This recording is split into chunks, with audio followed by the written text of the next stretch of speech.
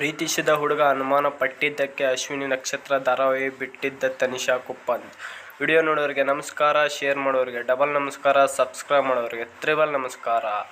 Big boss Kannada season 10ರ ಸ್ಪರ್ಧಿ ತನಿಷಾ ಕುಪ್ಪಂದ್ ಅವರು 6 ವರ್ಷಗಳಿಗೂ ಅಧಿಕ ಕಾಲ ಪ್ರೀತಿಯಲ್ಲಿದ್ದರು. ಮದುವೆ ಆಗಲೇಬೇಕೆಂದು ಅವರು ತುಂಬಾ ಆಸೆಪಟ್ಟಿದ್ದರು. ಚಿತ್ರರಂಗಕ್ಕೆ ಸೇರಿರದ ವ್ಯಕ್ತಿಯನ್ನು ತನಿಷಾ ಕುಪ್ಪಂದ್ ಅವರು ಪ್ರೀತಿ ಮಾಡಿದ್ದರು.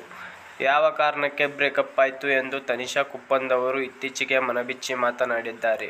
ಅಶ್ವಿನಿ ನಕ್ಷತ್ರ ಧಾರಾವಾಹಿಯಲ್ಲಿ ನಟ ಜೆಕೆ ಎಕ್ಸ್ ಲವರ್ ಪಾತ್ರದಲ್ಲಿ ತನಿಷಾ ನಟಿಸುತ್ತಿದ್ದರು.